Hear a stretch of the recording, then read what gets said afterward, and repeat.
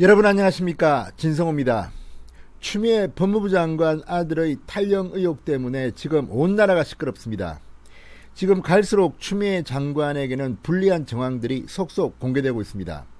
지금 국민의힘 신원식 의원실 등에는 이런 제보가 쏟아지고 있는 것으로 알려졌습니다. 신원식 의원은 아직까지 공개하지 않은 충격적인 정보도 더 가지고 있는 것으로 보입니다. 그런데 이런 와중에 이번에는 추미애 불륜설을 이 SNS에 올린, 블로그에 올린, 또는 카페에 올린, 유튜브에 올린 그런 사람들을 피의자로 불러 경찰이 전격 수사하고 있다는 뉴스가 터졌습니다. 오늘 아침 국민일보입니다. 이번에는 국민일보가 단독 보도한 내용입니다. 현직 법무부 장관이 자신의 불륜설 등을 제기한 국민들을 고소했다는 건데요. 물론 추미애 장관 본인이 직접 추미애 이름으로 고소한 것 같지는 않습니다. 추미애 의원실 참모가 고발한 것으로 보입니다. 고발했겠죠. 본인이 아니니까. 자, 명예훼손 혐의입니다. 그런데 문제는 현직 법무부 장관이 이런 자신에 대한 비판을 한 블로거, 유튜브를 고발하는 것이 맞느냐는 논란이 일고 있습니다. 조국 전 장관이 과거에 했던 주장입니다. 법무부 장관과 같은 그런 공인은 자신에 대한 비판의 폭을 좀 더 넓게 잡아야 한다는 겁니다. 그런데 불륜설은 조금 다를 수도 있습니다. 추미애 불륜설, 경찰이 전격 수사에 나섰습니다. 진성호의 직설 시작합니다. 방송에 앞서 아직 진성호 방송의 구독자가 아니신 분들은 붉은색 구독 버튼 눌러주십시오. 더 좋은 방송으로 보답하겠습니다. 자, 추미애 법무부 장관의 불륜설을 퍼뜨린 사람이 고발당했습니다. 그리고 경찰이 수사에 나서서 지난 1일 피의자 신분으로 서초경찰서가 불러서 조사를 했다고 국민일보가 보도했습니다. 이 사람 말고도 지금 10명이 넘는 사람들이 수사 선상에 올랐다고 합니다. 이들의 운명은 어떻게 될까요? 지금 이 문제는 대한민국 언론 표현의 자유와 관련해서 상당히 중요한 논쟁거리를 하나 던진 겁니다. 자, 추미애 장관의 불륜설 내용을 소개하지는 않겠습니다. 제가 알기도 힘들거니와 안다고 하더라도 진성호 방송에서 이것을 소개하는 것은 적절치는 않을 것 같습니다. 다만 추미애 장관, 현직 법무부 장관이 이것을 어떻게 평가하는지는 논란의 대상이 됩니다. 추미애 장관 본인이 이 블로그나 유튜브 등을 직접 고소하지 않았다 하더라도 본인이 이 사람의 처벌을 원하지 않으면 이 사람은 처벌을 받지 않습니다. 그러나 지금 사정은 다릅니다. 추미애 장관의 위임장을 받은 참모가 고발한 것으로 국민일보는 보도했습니다. 상당히 논란이 클 것 같습니다.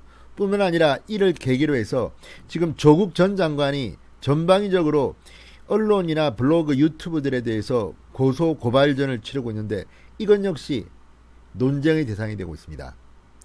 일반적인 법학 전문가들, 법학과 교수나 법률 전문가들은 이것이 적절치 않다는 의견을 내고 있습니다. 자, 어디까지 인정을 해야 될 것인지 한번 알아보겠습니다. 자, 국민일보에 따르면 서초경찰서 추미애 장관으로부터 정보통신망법상 명예훼손 혐의 등으로 고발된 인터넷 카페 운영자 A씨를 지난 1일 피의자 신분으로 불러 조사했다고 합니다. A씨는 지난 1, 2월 자신이 운영하는 인터넷 카페에 추미애 장관 아들의 휴가 미복귀 의혹과 함께 추미애 장관의 불륜설과 관련된 2건의 글을 게재한 혐의로 고발당했습니다. 추미애 불륜설 글을 게재한 혐의로 고발당한 겁니다.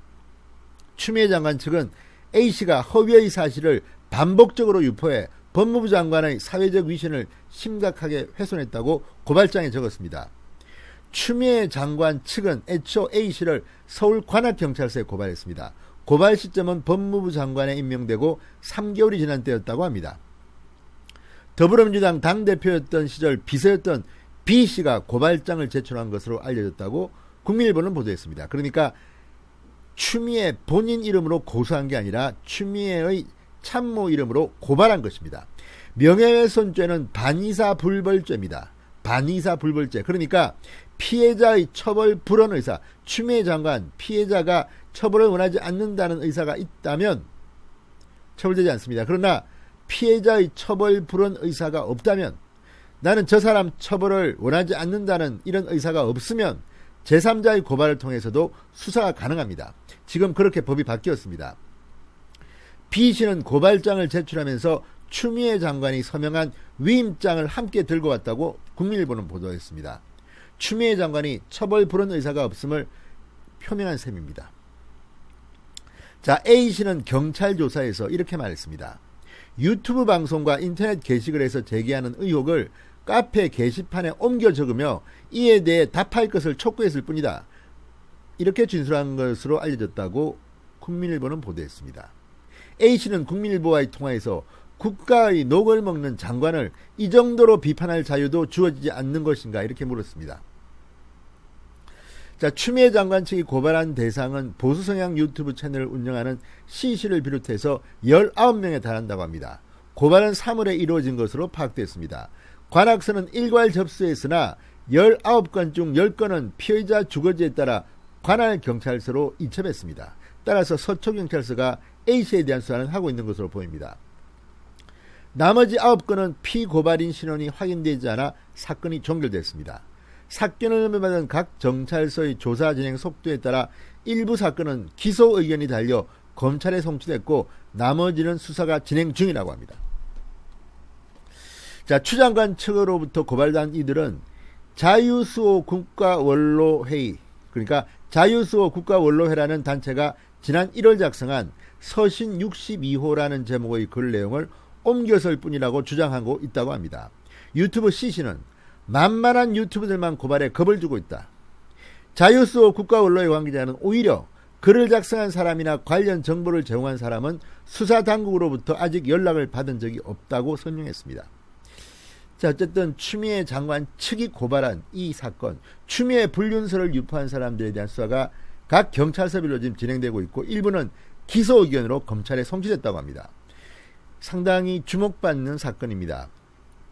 자, 그런데 이에 대해서 이 장영수 고려대 법학전문대학원 교수는 국민일보에 이렇게 말했습니다. 법무부 장관은 공인이고 공인에 대한 비판은 일반 사인보다 훨씬 더 넓게 인정해야 한다는 것이 국내외의 판례다. 추미애 장관 측의 명예훼손 고발이 그리 적절해 보이지는 않는다. 이렇게 말했습니다. 자, 문재인 대통령도 지난달 27일 교회 지도자를 만나서 정부를 비난하거나 대통령을 모욕하는 정도는 표현의 범주로 허용해도 된다. 대통령 욕을 해서 기분이 풀리면 그것도 좋은 일이라고 언급하기도 했습니다. 그런데 역시 이 분야에서는 조국의 발언이 중요합니다. 조국 전 장관 서울대 교수 시절 2012년 9월 발표한 논문에서 이렇게 말했습니다. 보통의 시민이 공적 인물에 대한 완벽한 정보를 가지는 것은 불가능하다. 시민이 공적 인물에 대해 비판하는 과정에서 부분적으로 허위 사실이 제기됐다는 이유로 법적 제재가 내려진다면 표현의 자유는 심각하게 위축될 것이 명확 관하다. 자, 이 편집과 망상에 사로잡힌 시민도 쓰레기 같은 언론도 표현의 자유가 있다고 조국 전 장관은 주장한 적이 있습니다. 그런데 지금은 조국 전 장관이 오히려 소송전에 나오고 있습니다.